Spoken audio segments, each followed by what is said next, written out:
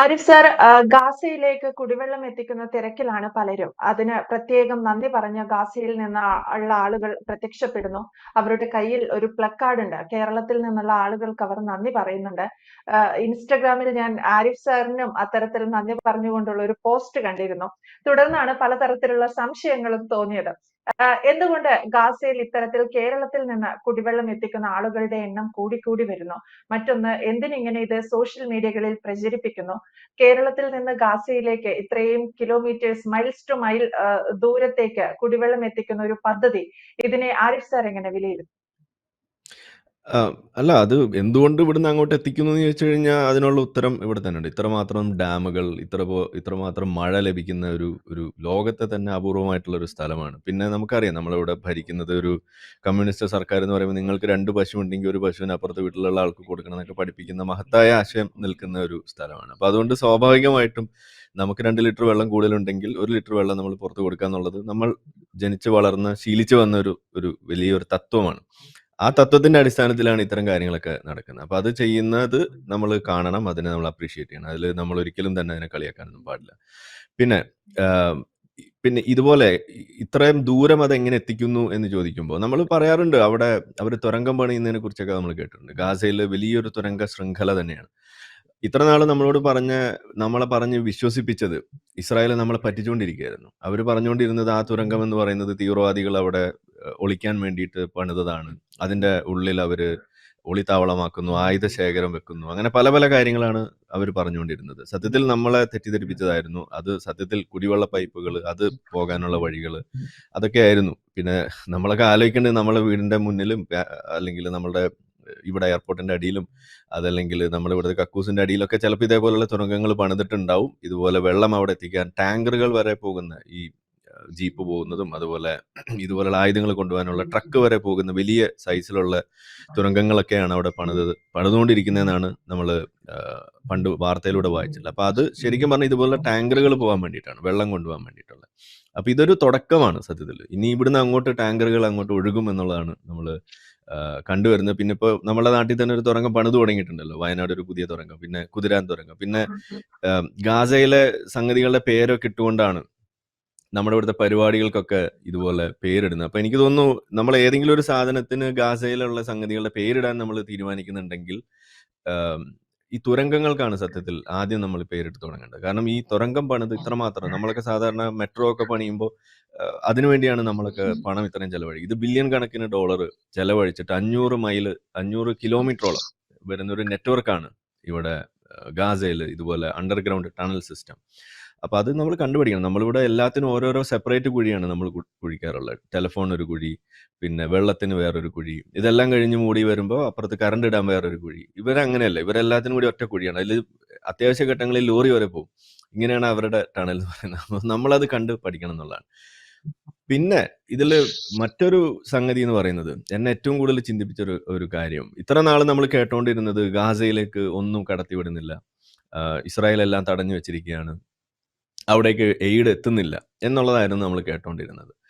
അങ്ങനെയുള്ള ആ ഒരു ഇസ്രായേലിന്റെ വലിയ ചാരക്കണ്ണുകളും അതുപോലെ തന്നെ അവരുടെ ഈ റഡാർ സംവിധാനങ്ങളും പിന്നെ ഇപ്പൊ പുതിയ ലേസർ സംവിധാനങ്ങളും പിന്നെ അങ്ങനെ പല പല സംഗതികളും ഉണ്ടായിരിക്കെ അതിനെല്ലാം കണ്ണു വെട്ടിച്ചുകൊണ്ട് ഇതുപോലെ ഒരു രശ്മി, അതും രശ്മിയാണെന്ന് ഓർക്കണം, രശ്മി അത് ചെയ്യുമ്പോൾ അതൊരു നന്മയാണെന്നാണ് പറഞ്ഞു വെക്കുന്നത്. അപ്പൊ അങ്ങനെ ചെയ്തത് എങ്ങനെയെന്നുള്ളതാണ് നമ്മൾ കണ്ടുപിടിക്കേണ്ടത്. കാരണം അങ്ങനെയാണെന്നുണ്ടെങ്കിൽ ഇതേപോലെയുള്ള പല സംവിധാനങ്ങളും ഇതുപോലെ ചാരക്കണ്ണുകളൊക്കെ വെട്ടിച്ചുകൊണ്ട് ചെയ്യാനുള്ള ഒരു വഴി ഇവിടെ എല്ലാ ആളുകൾക്കും ഉണ്ട് എന്നുള്ളതാണ് നമ്മൾ മനസ്സിലാക്കണം. നമുക്കൊക്കെ അങ്ങനെ ചെയ്യാൻ കഴിയണം. അങ്ങനെ ചെയ്യുന്നതിന്റെ ഭാഗമായിട്ടാണ് ഞാൻ ഇന്നലെ മിനിയാന്ന് ഇതുപോലെ യമനിലേക്ക് പുറപ്പെട്ടു. സത്യത്തിൽ ഗാസയിലേക്ക് പോകാനാണ് ഇരുന്നത്. അപ്പോൾ വിളിച്ചന്വേഷിച്ചപ്പോൾ അവിടെ വെള്ളം ഓൾറെഡി എത്തി എന്ന് പറഞ്ഞുകൊണ്ടാണ് ഞാൻ ആ വണ്ടി നേരെ യമനിലേക്ക് തിരിച്ചുവിട്ടത്. അവിടെ വലിയ പ്രശ്നമാണ്, കുട്ടികൾക്ക് വെള്ളം കിട്ടുന്നില്ല എന്ന് പറയുന്നത്. പിന്നെ ഇനിയിപ്പോൾ അടുത്തൊരു ടാങ്കർ പോകുന്നുണ്ട്, അത് സുഡാനിലേക്കാണ് പോകുന്നത്. 5 ലക്ഷം കുട്ടികളാണ് കഴിഞ്ഞ ഈ ഒരു 2023 മുതൽ ഈ 25 വരെയുള്ള കാലഘട്ടത്തിന്റെ ഇടയിൽ 5 ലക്ഷം കുട്ടികളാണ് അവിടെ മരിച്ചിരിക്കുന്നത്, ഈ മാൽന്യൂട്രീഷനും ഇതുപോലുള്ള യുദ്ധക്കെടുതികൾ കാരണം. അപ്പൊ ആ പേര് ഞാൻ വായിക്കണം എന്ന് തുടങ്ങി വെക്കുന്നുണ്ട്, ഈ മരിച്ച ഓരോ കുട്ടികളുടെയും പേര്. ഇപ്പൊ ഗാസയിലെ കുട്ടികളുടെ പേര് നമ്മൾ വിളിച്ചപ്പോ അത് അസൂയ തോന്നി. കാരണം അവർ അസർവാങ്ക് കൊടുത്തപ്പോൾ ആ പേര് വായിക്കാൻ തുടങ്ങി, മരുവാങ്ക് കൊടുക്കുമ്പോഴേക്കും പേര് വായിച്ച് തീർന്ന് അവർ വീട്ടിൽ പോയി മറ്റേ ബിരിയാണിയൊക്കെ തിന്ന് കിടന്ന് ഉറങ്ങുന്ന ഒരു അവസ്ഥ നമുക്ക് കാണാൻ സാധിച്ചു. പക്ഷെ നിങ്ങൾ ഈ സുഡാനിലെ കുട്ടികളുടെ പേര് വായിക്കാൻ ഇരുന്ന് കഴിഞ്ഞാൽ 2 വലിയ പെരുന്നാൾ ഇരുന്ന് വായിച്ചാലും അത് തീരാൻ പോകുന്നില്ല. 5 ലക്ഷം പേരുകളാണ് നമുക്ക് വായിക്കാനുണ്ടാവുക. അപ്പോൾ അതിന് കൂടുതൽ ആളുകൾ വേണം. 5 10 ആൾ പോരാ. അപ്പോൾ അതിന് വേണ്ടിയിട്ട് ഞാനൊരു ക്യാമ്പയിൻ നടത്തുന്നുണ്ട്. അപ്പോൾ പറ്റുന്നത്ര ആളുകൾ അത് വരിക, നമ്മളെ സപ്പോർട്ട് ചെയ്യണമെന്നാണ് പറയുന്നത്. പിന്നെ ഈ ചാരക്കണ്ണുകൾ വെട്ടിച്ചുകൊണ്ട് കുറച്ച് ടാങ്കർ ലോറി അങ്ങോട്ടേക്കും നമ്മൾ വിടുന്നുണ്ട്. പിന്നെ ഈ ഒരു സംഗതി ഇങ്ങനെ ചെയ്യുമ്പോൾ ഇത് ഇസ്രായേൽ പടച്ചു വിട്ടുകൊണ്ടിരുന്ന ആ കള്ളത്തെയും കൂടിയാണ് അവിടെ പൊളിക്കുന്നത്. സോറി, ഗാസയിലുള്ള ആളുകൾ, അതായത് അവിടെ ഇസ്രായേൽ എല്ലാം തടഞ്ഞു വെക്കുന്നു എന്നുള്ളത്. ഇങ്ങനെയൊക്കെ ഒരു വഴി ഉണ്ടായിട്ടും അവിടേക്ക് കുടിവെള്ളം എത്തിക്കാത്ത അറബ് രാഷ്ട്രങ്ങൾ, അതുപോലെ തന്നെ തൊട്ടടുത്തുള്ള രാജ്യങ്ങൾ, അവരെയുമാണ് സത്യത്തിൽ നമ്മളിവിടെ ഒരു വല്ലാത്തൊരു നോട്ടം നോക്കി പോകുന്നത്. ഇങ്ങനെ നിങ്ങൾക്ക് ചെയ്യാൻ പറ്റുമായിരുന്നു എന്നിരിക്കെ നിങ്ങൾ എന്തിനാണ് ഈ ആളുകൾക്ക് ഇതേപോലെ വെള്ളം കൊടുക്കാതെ അവരെങ്ങനെ പിടിച്ചിട്ട് അവരെ ദാഹം അത് വലഞ്ഞ് മരിക്കുന്ന ഒരു അവസ്ഥയിലേക്ക് തള്ളിവിട്ടത് എന്തിനാണ്? ഇസ്രായേലിന് ചുട്ട മറുപടി നമുക്ക് നേരത്തെ കൊടുക്കാമായിരുന്നല്ലോ, ഇതേപോലെ ടാങ്കറുകൾ, പ്രത്യേകിച്ച് ആ തുരങ്കങ്ങളും ഉള്ള സ്ഥിതിക്ക്. അപ്പോൾ അതൊക്കെ കൂടി ആലോചിക്കുമ്പോൾ യുദ്ധം അവസാനിച്ചു പോയതിലാണ് സത്യം ഇപ്പൊ എന്റെ വിഷമം. കാരണം കുറച്ചുകൂടി നീണ്ടു നിന്നിരുന്നെങ്കിൽ ഈ അവസാന ഘട്ടത്തിൽ ഇങ്ങനെ ഒരു വഴി കാണിച്ചു തന്ന രശ്മിയോടുള്ളൊരു ദേഷ്യമുണ്ട്. കാരണം ഇത് നേരത്തെ ആകാമായിരുന്നു, അങ്ങനെയാണെന്നുണ്ടെങ്കിൽ നമുക്ക് കുറച്ചധികം ടാങ്കറുകൾ അങ്ങോട്ടേക്ക് കയറ്റി വിടാമായിരുന്നു എന്നുള്ളതാണ് ഞാനിപ്പോൾ ആലോചിക്കുന്നത്. യെസ്, അതാണ് വിഷമം. സർ, ഇത്തരത്തിൽ ഇതെങ്ങനെ പ്രാക്ടിക്കലാക്കി എന്നുള്ളതാണ് അവിടെ ഏറ്റവും വലിയ ചോദ്യം. നമ്മൾ തമാശ രൂപേണ ഇത് പറഞ്ഞു പോയെങ്കിലും എത്രത്തോളം ഇത് പ്രാക്ടിക്കലാക്കി എന്നാണ്. പക്ഷെ എങ്ങനെ ഇവർ കുടിവെള്ളം എത്തിച്ചു എന്ന ചോദ്യത്തിന് ഇവരാരും ഇതുവരെ സോഷ്യൽ മീഡിയ വഴി മറുപടി നൽകിയിട്ടില്ല. പലരും പല ന്യൂസ് ചാനലുകളും കൊടുത്തിരിക്കുന്ന ന്യൂസ് കാർഡുകൾ, പോസ്റ്റ് കാർഡുകളൊക്കെ ഷെയർ ചെയ്യുന്ന തിരക്കിലാണ് ഇതിന്റെ വേണ്ടപ്പെട്ടവർ എന്ന് വേണം കരുതാൻ. അത്തരത്തിൽ ആരിഫ് സാറിന്റെ ഒരു വിലയിരുത്തലിൽ ഈ തരത്തിൽ സോഷ്യൽ മീഡിയ വഴി ഗാസയിൽ കുടിവെള്ളം എത്തിച്ചു, അല്ലെങ്കിൽ ഭക്ഷണം എത്തിച്ചു, സാധന സാമഗ്രികൾ എത്തിച്ചു എന്നൊക്കെ പറയുന്നതിൽ എത്രത്തോളം ഒരു ശരിയുണ്ട് എന്നുള്ളതാണ്. കാരണം നമുക്കറിയാം UAE പോലും അവിടെ ഒരു ഗാലൻ നൈറ്റ് 3 എന്ന പേരിൽ അവിടെ സഹായം എത്തിക്കുന്നത് എയർ ഡ്രോപ്പ് വഴിയാണ്. അവരവിടെ മരുന്നും ഭക്ഷണവും എത്തിക്കുന്നത്. അപ്പോൾ ആ രീതിയിൽ എങ്ങനെ കുടിവെള്ളം എത്തിച്ചു എന്ന് പറയാനുള്ള ഒരു ആർജവം ഈ ചെയ്തിരിക്കുന്ന കൂട്ടർ കാണിക്കേണ്ടതുണ്ട്. മറ്റൊന്ന്, ഗാസയിൽ വെള്ളം എത്തിച്ചു എന്ന് പറയുന്ന ഇവർ നടത്തുന്ന സോഷ്യൽ മീഡിയ ക്യാമ്പയിന് പിന്നിൽ യഥാർത്ഥത്തിൽ എന്താണ്? നമ്മളിവിടെ ഒരു കണക്ക് നമ്മളിവിടെ വായിക്കണം. UN-ന്റെ ഒരു ഡാഷ്ബോർഡ് ഉണ്ട്, UN OPS എന്ന് പറഞ്ഞിട്ട്. ആ ഡാഷ്ബോർഡിൽ നിങ്ങൾ പോയി നോക്കിക്കഴിഞ്ഞാൽ ഗാസയിലേക്ക് പുറപ്പെട്ട ട്രക്കുകൾ, അവിടെ എത്തിയ ട്രക്കുകളുടെ എണ്ണം, ഇന്റർസെപ്റ്റഡ് ആയിട്ടുള്ള ട്രക്കുകളുടെ എണ്ണം, ഈ 3 കണക്ക് നിങ്ങൾക്ക് അവിടെ കാണാം. പുറപ്പെടുക എന്ന് പറഞ്ഞു കഴിഞ്ഞാൽ സാധന സാമഗ്രികൾ ലോഡ് ചെയ്തതിന് ശേഷം പല സ്ഥലങ്ങളിൽ നിന്ന് വരുന്ന സാധനങ്ങളെല്ലാം ശേഖരിച്ച് അത് ട്രക്കുകളിലാക്കിയതിന് ശേഷം പുറപ്പെട്ടിട്ട് അത് എവിടെയാണോ എത്തേണ്ടത് ആ ലക്ഷ്യസ്ഥാനത്ത് അത് എത്തുന്നത് എത്ര ട്രക്കുകൾ, അത് എണ്ണിയതിന് ശേഷം എത്ര എണ്ണം എത്തിയില്ല. ഇത് 3 അവിടെ റിപ്പോർട്ട് ചെയ്തിരിക്കുന്നത്. ഞാൻ ആ കണക്ക് നിങ്ങൾക്ക് ഇവിടെ പറഞ്ഞുതരാം. കളക്ട് ചെയ്ത് പുറപ്പെട്ടത് 8453 ട്രക്കുകളാണ് പുറപ്പെട്ടിരിക്കുന്നത്. ഇത് ഇന്നത്തെ അപ്ഡേറ്റഡ് ആയിട്ടുള്ള കാര്യമാണ് പറയുന്നത്. എത്തിയത് 1641 ട്രക്കുകളാണ്. ഇന്റർസെപ്റ്റഡ്, അതായത് either peacefully by hungry people or forcefully by armed actors during transit in Gaza. ഇതാണ് അതിൻ്റെ ഡിസ്ക്രിപ്ഷൻ. ഇന്റർസെപ്ഷൻ എന്ന് പറഞ്ഞാൽ അതാണ്. അതായത് ഒന്നുകിൽ വിശന്ന് വലഞ്ഞ ആളുകൾ തട്ടിയെടുക്കുന്നു, അതല്ല എന്നുണ്ടെങ്കിൽ ആംഡ് ആക്ടേഴ്സ്, തോക്കേന്തിയ നടന്മാരെന്നല്ല അതിൻ്റെ അർത്ഥം, ഈ പറയുന്ന തീവ്രവാദികൾ എന്നതാണ് പച്ച മലയാളത്തിൽ നമ്മൾ അതിന് പറയേണ്ടത്. അങ്ങനെയുള്ള ആളുകൾ അത് ട്രാൻസിറ്റിൽ അത് തട്ടിയെടുക്കുന്നു. എത്ര എണ്ണം? 6808 ട്രക്കുകൾ അവിടെ തട്ടിയെടുത്തിരിക്കുന്നു. അപ്പോൾ എത്ര ശതമാനമാണ് അവിടെ പോയിരിക്കുന്നത്? ഈ കണക്ക് ഇവിടെ വെച്ചതിൻ്റെ ഒരു ലക്ഷ്യം എന്ന് പറഞ്ഞു കഴിഞ്ഞാൽ ഗാസയിൽ എയ്ഡിൻ്റെ കുറവില്ല. നമ്മളത് ശ്രദ്ധിക്കേണ്ട ഒരു കാര്യമാണ്. ഇത്രമാത്രം ട്രക്കുകൾ, ഇത്രമാത്രം സാധനങ്ങൾ, അത് ഭക്ഷ്യ സാധനങ്ങളായിട്ടും വെള്ളമായിട്ടും മറ്റ് അവശ്യ വസ്തുക്കളായിട്ടും ഒക്കെ വസ്ത്രമായിട്ടും ഒക്കെ അവിടേക്ക് ചെല്ലുന്നു. പക്ഷേ ഇത് ജനങ്ങളുടെ കയ്യിലേക്ക് എത്തുന്നില്ല. എന്തുകൊണ്ട് എത്തുന്നില്ല? അതിന് അവർ തന്നെ പറയുന്ന കാരണമാണ്, തട്ടിയെടുക്കപ്പെടുന്നു. ആ ട്രക്ക് അവിടെ എത്തുന്നതിന് മുന്നേ പല ആളുകൾ അത് തട്ടിക്കൊണ്ടുപോകുന്നു. ആരാണ് തട്ടിക്കൊണ്ടുപോകുന്നത്? ഇത് ഹമാസാണ് തട്ടിക്കൊണ്ടുപോകുന്നത്. അതേപോലെ ഹമാസിനെ പോലെയുള്ള മറ്റ് സംഘടനകൾ അവിടെ തന്നെ ഓപ്പറേറ്റ് ചെയ്യുന്നത് 10-70ഓളം തീവ്രവാദ ഗ്രൂപ്പുകളാണ് ഈ പറയുന്ന ചെറിയൊരു പ്രദേശത്തുള്ളത്. ആ ഒരു സ്ഥലത്ത് നടക്കുന്ന ഈ വിഷയത്തെ നമ്മൾ എത്ര മാധ്യമങ്ങൾ ഇവിടെ അഡ്രസ്സ് ചെയ്തിട്ടുണ്ട്? ഇത് എത്ര കാലമായിട്ട് നമ്മൾ പറഞ്ഞുകൊണ്ടിരിക്കുന്ന കാര്യമാണ്. UN തന്നെ ഈ വിഷയം പരമാവധി പറയാൻ ശ്രമിക്കാതെ അത് ഒളിപ്പിച്ചു വെക്കാനാണ് അവർ ശ്രമിച്ചുകൊണ്ടിരിക്കുന്നത്. ഇത് ആവർത്തിച്ച് പറഞ്ഞുകൊണ്ടിരുന്ന ഒരു രാജ്യം അത് ഇസ്രായേൽ മാത്രമാണ്.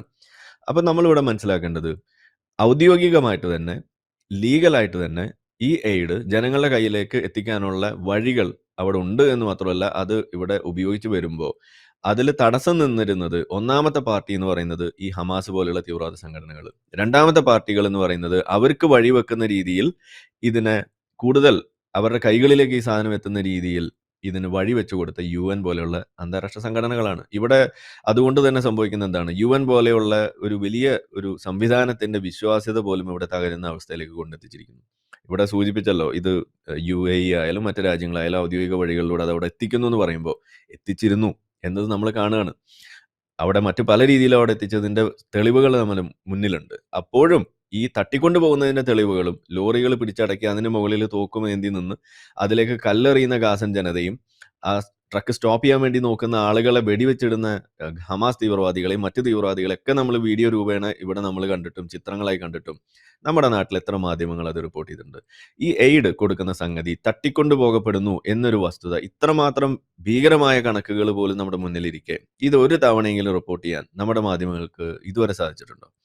അവിടെയാണ് ഈ മാധ്യമങ്ങൾ ഒന്നടങ്കം ഇത്തരം ഒരു പ്രൊപ്പഗൻഡയിൽ വീണുപോയിരിക്കുന്നു. അല്ലെങ്കിൽ ആ ട്രാപ്പിൽ ഈ ഒരു മാനവികത ഇങ്ങനെ മുഴച്ചു കാണിക്കാൻ വേണ്ടിയിട്ട് ഉപയോഗിക്കപ്പെടുന്ന ഒരു വിഷയം മാത്രമാക്കി ഇതിനെ മാറ്റുന്നതിൽ അതിന് മാത്രം വീണു കൊടുക്കുന്ന ഒരു അവസ്ഥയിൽ മാധ്യമങ്ങളും പെട്ടുപോയിരിക്കുന്നു എന്ന് പറയുകയാണ്. അവിടെയാണ് നിങ്ങളെപ്പോലുള്ള ഓൺലൈൻ മീഡിയ വ്യത്യസ്തരാകുന്നത്. അതുകൊണ്ടാണ് നമ്മൾ അവിടെ വരുന്നതും പറയുന്നതും ഒക്കെ. അപ്പോൾ ഇത് ഇനിയെങ്കിലും ജനങ്ങൾ അറിയണം. വസ്തുതകൾ അറിയുക എന്നുള്ളത് തന്നെയാണ് ഇത്തരം വിഷയങ്ങളിൽ ക്ലാരിറ്റി ഉണ്ടാകാനും ആ വിഷയത്തിന്റെ പേരിൽ ഉണ്ടാക്കുന്ന തെറ്റിദ്ധരിപ്പിക്കൽ പറ്റിക്കൽ ശ്രമങ്ങളിൽ വീണുപോകാതിരിക്കാനും അതിലൂടെ ഉണ്ടാകുന്ന റാഡിക്കലൈസേഷനിൽ പെട്ടുപോകാതിരിക്കാനും അതിന്റെ ഭാഗമായിട്ട് ഉണ്ടാകുന്ന ഹെയ്റ്റിൽ നമ്മൾ ഭാഗമാകാതിരിക്കാനും ഒക്കെയുള്ള ഒരു ഒറ്റമൂലി എന്ന് പറയുന്നത് ഇതിന്റെ വസ്തുതകൾ അറിയാന്നുള്ളതാണ്. അതുകൊണ്ടാണ് നമ്മളിത് പല രീതിയിൽ പറയുന്നത്. ചെരിഞ്ഞു നിന്നും വളഞ്ഞു നിന്നും ഒക്കെ പറയേണ്ടി വരുന്നതാണ്. പറയുന്നത് ഒരേ കാര്യമാണ്. ഇവിടെ എയ്ഡ് കൊടുക്കുന്നതിന് ഒരു തടസ്സം ഉണ്ടായിരുന്നു. വെള്ളം അവിടെ ഇസ്രായേൽ ആവശ്യത്തിനധികം അവിടെ പൈപ്പ് ഇട്ട് കൊടുക്കുന്നുണ്ട്. ഇനി ഒരു കാര്യം കൂടി, ഈ വെള്ളം എങ്ങനെയാണ് അവിടെ ഇല്ലാതെയായത് അത് നമ്മൾ പറയണ്ടേ. ഈ വെള്ളം അവിടെ എത്തിക്കാൻ വേണ്ടി ഗാസയിലേക്ക് ഇട്ടിട്ടുള്ള ആ സംവിധാനം, ആ വെള്ളം അവിടെ എത്തിക്കാനുള്ള പമ്പ്, ഒരു എന്താ പറയുക, പൈപ്പ് നെറ്റ്വർക്ക് എന്ന് പറയുന്നത്, അതിലൂടെ ഒഴുകുന്നത് ഈ ഡീസാലിനേഷൻ പ്ലാന്റിലൂടെ പുറത്തേക്ക് വരുന്ന ശുദ്ധീകരിച്ച വെള്ളം അവിടെ എത്തിക്കാൻ വേണ്ടിയിട്ട് വരെ നടത്തിയിട്ടുള്ള ശ്രമങ്ങൾ, അതിനു വേണ്ടിയിട്ട് പാകിയ ഈ പൈപ്പുകൾ ഇന്ന് എവിടെയാണ്? അത് നമ്മൾ ചോദിക്കണ്ടേ. ഈ പൈപ്പൊക്കെ എവിടെ പോയി? അപ്രത്യക്ഷമായോ? യുദ്ധം ഉണ്ടാകുമ്പോഴേക്കും തനിയെ പൊട്ടിപ്പോകുന്നതാണോ? അല്ല. ഈ പൈപ്പാണ് ആദ്യമായിട്ട് മുറിച്ചെടുക്കപ്പെട്ട് അത് റോക്കറ്റുകളുടെ ഒരു വിക്ഷേപിക്കാൻ വേണ്ടിയിട്ടുള്ള സാധനമാക്കി മാറ്റി ഈ പൈപ്പുകൾ അവിടെ ദുരുപയോഗം ചെയ്തതാരാണ്? ആ നെറ്റ്വർക്ക് അവിടെ നശിപ്പിച്ചതാരാണ്? ഇതേ ഹമാസാണ്. ഈ ഗാസക്കാർക്ക് വേണ്ടി കുടിവെള്ളത്തിന് വേണ്ടി വെച്ച പൈപ്പുകൾ തന്നെയാണ് പലതും മുറിച്ചെടുത്ത് ഈ റോക്കറ്റ് വിടാനുള്ള സംവിധാനമാക്കി മാറ്റിയത്. എന്നിട്ട് വെള്ളം കിട്ടുന്നില്ല എന്ന് പറയുമ്പോൾ നിലവിളിക്കുകയാണ്. ഇതാണ് നമ്മളിവിടെ കാണുന്നത്. ഇനി എല്ലാത്തിനും ഉപരി ഇവിടെ വെള്ളം ആദ്യമായിട്ട് എത്തിച്ചത് രശ്മിയാണോ? അല്ലല്ലോ. ഇവിടെ നിരന്തരം ഇസ്രായേൽ തന്നെ എത്തിക്കുന്നു, UAE എത്തിക്കുന്നു, പല ആളുകൾ എത്തിച്ചുകൊണ്ടിരിക്കുന്നു. ഇവരാരും ഈ പരിപാടിക്ക് നിന്നിട്ടില്ല. ഒരു ടാങ്കർ വെള്ളം അവിടെ എത്തിച്ചു എന്നതിന്റെ പേരിൽ ഇത്രമാത്രം കൊട്ടിഘോഷിക്കുന്ന ഒരു അവസ്ഥ ഉണ്ടാകുമ്പോൾ എന്തിനു വേണ്ടിയിട്ടാണ്? അതിലൂടെ നമുക്ക് മനസ്സിലാവുന്ന കാര്യം എന്താണ്? ഈ ഒരു ഹമാസുമായിട്ട് ചേർന്നുകൊണ്ട് അവരുടെ പ്രൊപ്പഗൻഡ എങ്ങനെയൊക്കെ വർക്ക് ചെയ്യുന്നു എന്നുള്ളതാണ് നമുക്കിവിടെ കാണാൻ സാധിക്കുന്നത്. ആ പ്രൊപ്പഗൻഡയിൽ നമ്മുടെ നാട്ടിൽ നിന്ന് പോലും ആളുകൾ അതിലേക്ക് തല വെച്ചു കൊടുക്കുന്ന അവസ്ഥയും ഉണ്ടാവുമ്പോൾ ഇത് നമ്മൾ ഒരു വലിയ ഒരു പ്രശ്നമായിട്ട് തന്നെ കാണണമെന്നാണ് ഞാൻ പറയുക. വെള്ളം കൊടുത്തു എന്നുള്ളത് നല്ല കാര്യമാണെങ്കിലും ഇതിനുള്ള ഔദ്യോഗിക വഴികൾ ഉണ്ടായിരുന്നു എന്നുള്ളത് മറച്ചു വെച്ചതും അവിടെ വെള്ളം കൊടുക്കാനുള്ള സംവിധാനങ്ങൾ അവിടെ ഓപ്പറേറ്റ് ചെയ്തിരുന്നു എന്നുള്ളത് മറച്ചു വെച്ചതെല്ലാം ഇതേ മാധ്യമങ്ങൾ തന്നെയാണ്. അതിനെ ഷെയർ ചെയ്യാൻ അവർ മുന്നോട്ട് വന്നിട്ടില്ല എന്നുള്ളത് അതൊരു വലിയൊരു ക്രൈമായിട്ടാണ് ഞാൻ കാണുക. ആളുകളെ തെറ്റിദ്ധരിപ്പിക്കാൻ വേണ്ടി അവർ നടത്തിയ ശ്രമമായിട്ടാണ് ഇതിനെ കാണുക. ഇപ്പോഴും അതിൽ കൂട്ടുനിൽക്കുന്നത് അവരും അതിനകത്ത് കോംപ്ലിസിറ്റ് ആണ് എന്ന് വരുന്നതിന് തന്നെയാണ് ഇത് നമുക്ക് ആ രീതി കാണാൻ തന്നെയാണ് നമുക്ക് പറ്റുള്ളൂ. യെസ്, അതാണ് ഏറ്റവും വ്യക്തമായ ഈ വിഷയത്തിൽ ഏറ്റവും വ്യക്തമായ ഉത്തരം അത് തന്നെയാണ് ആരിഫ് സാർ. എന്തുകൊണ്ട് ഇത് ഈ രീതിയിൽ കൊട്ടിഘോഷിക്കപ്പെടുന്നു എന്നുള്ളത് അറിഞ്ഞോ അറിയാതെയോ ഹമാസിന്റെ ചട്ടുകമായി മാധ്യമങ്ങളും ഈ രീതിയിലുള്ള സോഷ്യൽ മീഡിയ ഇൻഫ്ലുവൻസ്മാർ അല്ലെങ്കിൽ ഏതെങ്കിലും തരത്തിൽ കൗൺസിലിംഗ് നൽകുന്നവർ ഇവരൊക്കെ അതിൽ പെട്ടുപോകുന്നു എന്നുള്ളതാണ്. അത്തരം പ്രൊപ്പഗാണ്ടകളാണ് കേരളത്തിലെ മാധ്യമങ്ങളെ കാർന്നു തിന്നുന്നത്. വ്യക്തമാണ്. Thank you Arif sir. Thank you. കൂടുതൽ വാർത്തകളും വിശേഷങ്ങളും നിങ്ങളിലേക്ക് എത്താൻ ABC മലയാളം സബ്സ്ക്രൈബ് ചെയ്യുക, ബെൽ ബട്ടണും അമർത്തുക.